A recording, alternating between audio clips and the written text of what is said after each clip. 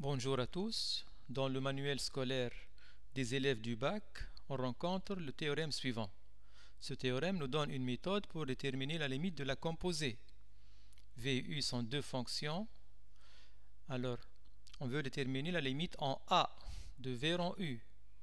Alors, qu'est-ce qu'il nous dit ce théorème-là? Il nous dit si la limite de U en A est égale à B, limite de U en A égale à B, et si la limite de V en ce B là trouvé est égale à C, alors cette limite c'est égal à C. Ce théorème est faux.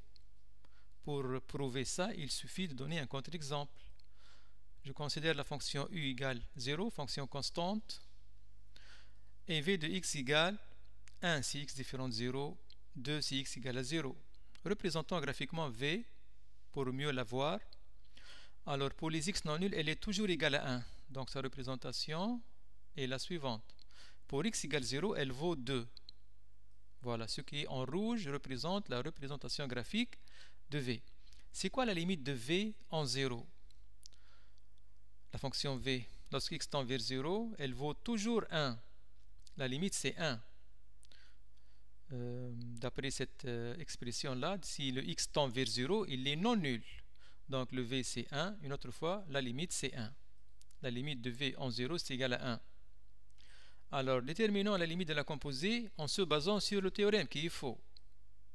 Ce théorème-là, il me dit, pour déterminer cette limite-là, limite en 0 de V de U de x, mais le U de x, c'est 0.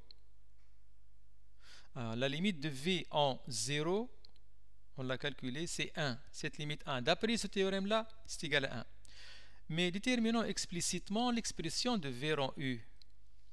Déterminons l'expression de V en U. V en U de x, c'est V de U de x, mais le U de x, c'est 0. V de 0. Et V de 0, c'est combien? C'est 2. V en U est une fonction constante, elle vaut toujours 2, donc sa limite en n'importe quel réel, c'est égal à 2.